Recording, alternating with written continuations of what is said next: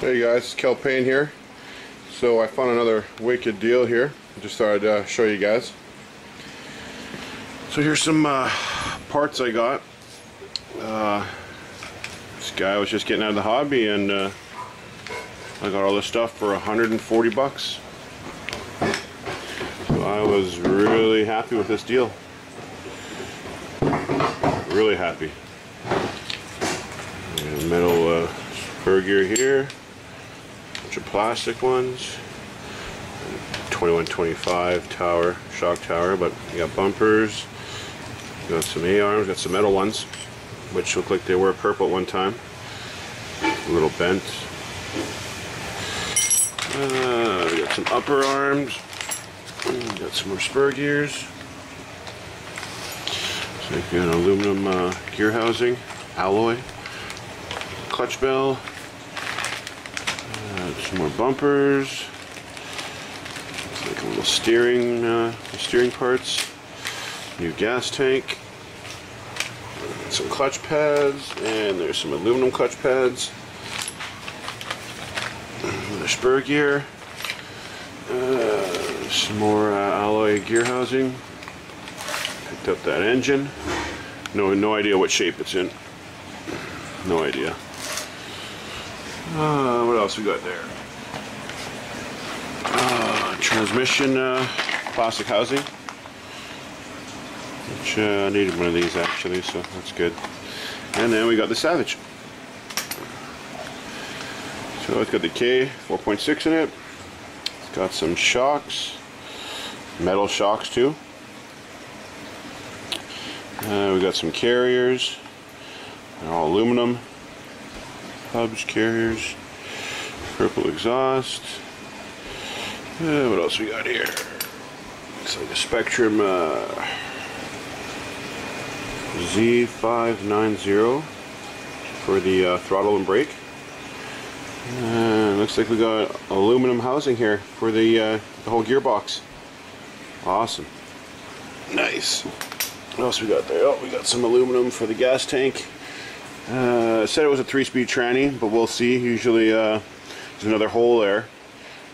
Maybe he just upgraded it and then didn't. Maybe that's why he bought this, so he could adjust his third gear. It's like a metal steering arm in there. Yeah, 140 bucks, you guys. Good deal, good deal.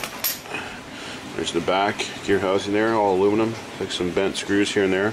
So I'm going to tear it all down, break it all up, get the parts, maybe on another aluminum one or something, see what shape that motor's in. But yeah, awesome deal, guys.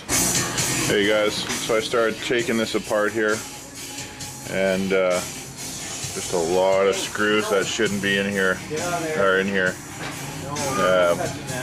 It could be from a screw kit. I've never seen these bolts for the carriers here. No, the engine's got lots of, look at that, eh? Different screws in there.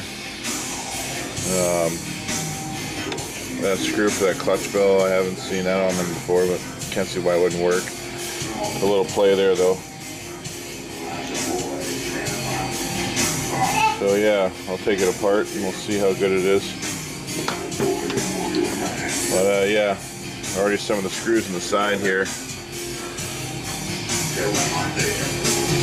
So I'll take it all apart and put the right screws back in it. Tires I haven't shown you that I got. I picked these ones up for 30 bucks. RPMs, purple. They're still going to be glued. I don't know if I can hold the camera here, but I just got to pull them into the rivets here, or the gaps, and glue them. These paddles are in good condition. 14 mil. Yeah, these are the ones that the guy called me and said he'd sell me the tires too, so they're all in great condition. Used them once, he said. So, alright, so I'm going to keep taking this apart. If I find anything weird or wonky, I'll come back. Okay guys, so I've just been tearing this apart. So there's the front end. Looks like for the chassis the guy used a lot of engine mount screws, like a lot of them. There's some Phillips ones here, but there's some, these are the odd ones here. And there's one stripped right here. And I didn't know this before, but this guy had, looks like Hello Kitty stickers on his chassis. You know, it's amazing what I find when I buy used Savages and I rebuild them. I love finding this kind of stuff. It's hilarious. So here's the other side there. So it's got some aluminum crossbars and stuff, so looking forward to tearing this apart more and more. You know what? It makes sense on these chassis, the older ones, when I saw 2 screws here, and I was wondering why they have 2 there. Well, looks like you can put dual brackets here.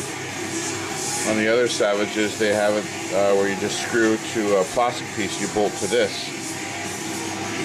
So this is plastic, and there's never nothing here. But I like this idea of having 2 here for support for your chassis.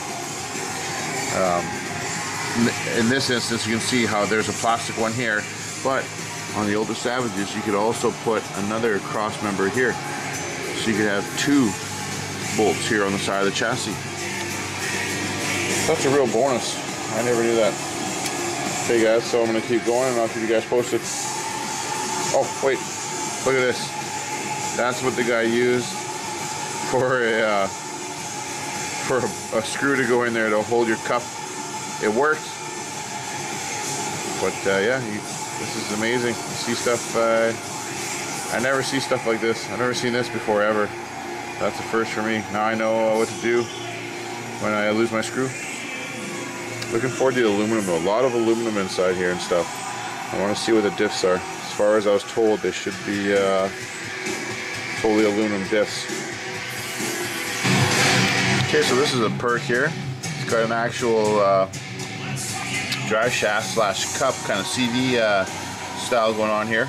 I love that, so that's a bonus. And then he actually changed his steering post out with the aluminum one.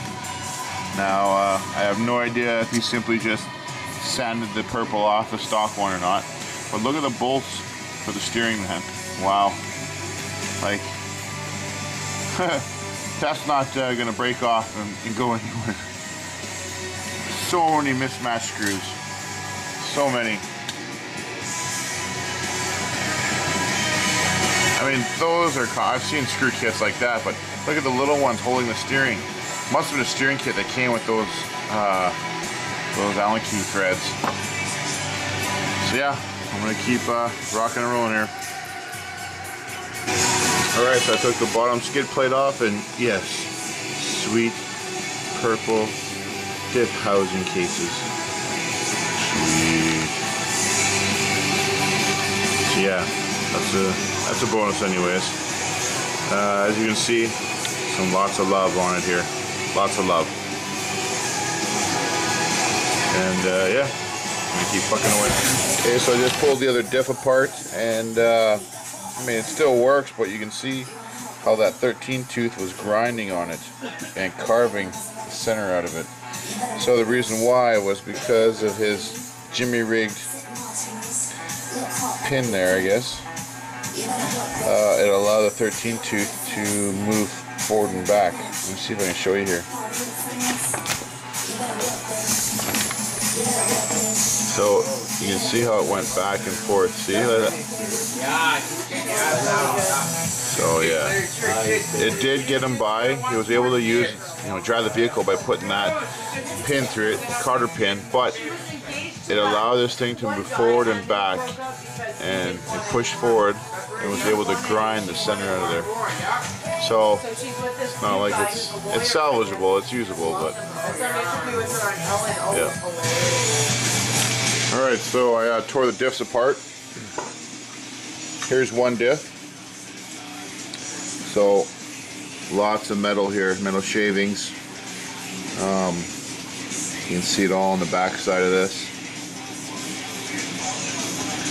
So I don't know if there was something he previously had wrong with it. I don't know why there's so much metal shavings. It almost seems like this should have went with this one here. So this is the one that had all the carving on it there. And that 13 tooth. So they're in relatively good shape. This is a 3-speed transmission, so that is a bonus. So I'm going to pretty much clean all this up, clean the metal up, and put a Savage together, but I don't think I'm going to add the metal to it. I'm just going to keep the metal for future build.